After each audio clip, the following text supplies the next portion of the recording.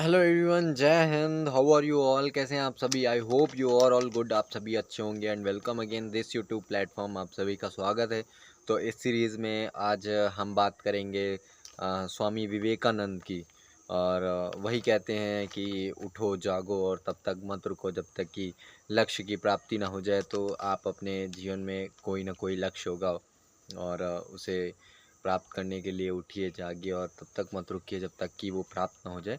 तो इसी कोट के साथ स्टार्ट करते हैं कि उन्होंने लाइफ में अपनी क्या लर्निंग्स को अचीव किया और उनसे हम क्या सीख सकते हैं। क्योंकि कहानियाँ और उनकी ऑटोबायोग्राफी पढ़ने से उसके बाद जो कंक्लूज़न निकल के आता है किसी भी महान व्यक्ति को पढ़ने का, जब उनसे आप कुछ सीखते हैं और सीखने के बाद अपनी लाइफ में उन स्किल्स को या जो उन्होंने सीखा है लाइफ में और जो उनकी टीचिंग्स हैं, अगर उनको लाइफ में आप अपने इम्प्लीमेंट करते हैं तो आपकी लाइफ में ग्रोथ आती है, आपकी पर्सनालिटी ग्रो होती है। तो मैं इस पे बात करूँगा और इनकी लाइफ को मैंने 3 फेज़ों में बाँटा है। वो फर्स्ट है स्पिरिचुअल लाइफ और आध्यात्मिक जीवन उनका। और सेकंड इज़ पर्सनल लाइफ, उनकी पर्सनल लाइफ से हम क्या सीख सकते हैं। और थर्ड इज़ सोशल लाइफ, उनकी सोशल लाइफ में उन्होंने क्या अचीवमेंट की हैं और उनसे हम क्या सीख सकते हैं। तो उनकी उन्हीं से स्पिरिचुअल लाइफ की अगर हम बात करें यानी कि आध्यात्मिक जीवन से, तो उन्होंने पहली उनकी जो लाइफ लर्निंग है उनसे हम सीख सकते हैं वो है सेल्फ रियलाइजेशन। मतलब कि सेल्फ रियलाइजेशन मतलब टू नो योर सेल्फ, अपने आप को जानना। वो अपने आप को जानने में लगे हुए रहते थे हमेशा। और उनके माता पिता भी काफ़ी बहुत ही आध्यात्मिक थे। और उसके बाद उन्होंने 25 साल की आयु में संन्यास को लिया। और अपने आप को जानना एक ये बहुत बड़ी स्किल है। ये नहीं इसका मतलब कि आप हिमालय पर चले जाएं, ऐसा कुछ करें। अपने आप को जानना मतलब अपनी स्ट्रेंथ को जानना, अपनी वीकनेसेस को जानना, ये होता है सेल्फ रियलाइजेशन, अपने आप को जानना। तो अगर हो सके तो अपनी लाइफ में इस स्किल को ज़रूर या इस लर्निंग को अपनी लाइफ में ज़रूर लाइएगा। And second is meditation and focus.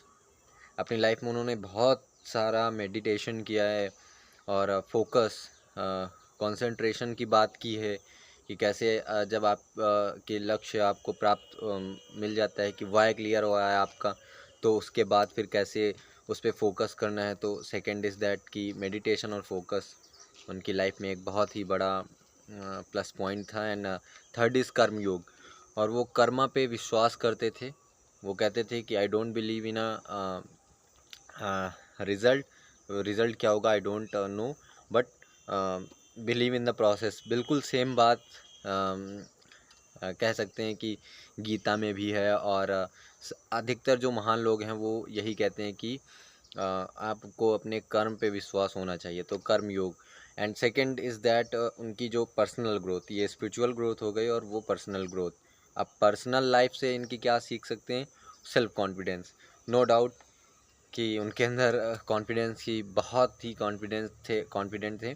क्योंकि एक सन्यासी होने के साथ साथ उन्होंने शिकागो में भाषण दिया, स्पीच दी। तो वो काफ़ी प्रसिद्ध हुआ। आज भी उन्हें उन भाषण के लिए अमेरिका या फॉरेन में जाना जाता है। तो दिखाता है कि कहीं ना कहीं उनके अंदर कॉन्फिडेंस था। And second is that courage and fearlessness.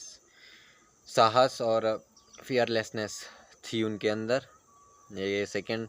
And continuous learning, ये सभी लीडर्स में देखा गया है कि जो ज्ञान की भूख होती है ना, कंटिन्यूस लर्निंग, कि हमेशा आप जिस लेवल पे हैं, जिस लेवल पे हो, यहाँ पे बट उसके बाद भी आगे ग्रो करना, किस में? अपनी नॉलेज में। तो ये पर्सनल लाइफ उनकी थी। और सोशल लाइफ से उनकी क्या सीख सकते हैं? Service and compassion towards the people. सेवा का भाव और कंपैशन टूवर्ड्स द पीपल्स, है ना, जहाँ से आप आते हैं। और अपने को जो आपने किया है कैसे आप समाज को ऊपर लेके आएंगे, वही एक दूसरी चीज़ है सोशल रिस्पॉन्सिबिलिटी। कि आपने अपनी लाइफ में जो भी करना था आपने अचीव कर लिया या कर रहे हैं, लेकिन उसके साथ साथ अपने समाज को क्या दे रहे हैं बैक में, कि समाज का कुछ इम्पैक्ट पड़े मेरी वजह से। तो ये इनकी एक क्वालिटी थी कि समाज को भी कहीं ना कहीं ये बूस्ट या कुछ देकर गए हैं। और बहुत सी चीज़ें दे कर गए हैं, जिससे उसी कारण मैं आज ये वीडियो बना पा रहा हूँ। And third is unity and harmony, कि वो कहते थे कि हमेशा एकता होनी चाहिए, यूनिटी होनी चाहिए, और उसी में एक देश या कोई भी एकजुट रहकर कुछ भी अचीव कर सकता है। तो ये इनकी लर्निंग्स थी स्पिरिचुअल लाइफ, पर्सनल लाइफ और सोशल लाइफ से रिलेटेड। तो आई होप कि कोई ना कोई लर्निंग आपको हिट की होगी यहाँ पे, तो वो अपनी लाइफ में इम्प्लीमेंट कीजिए और लाइफ में आगे बढ़िए। यही मेरा एम है इस चैनल का। तो थैंक यू एवरीवन। जय हिंद।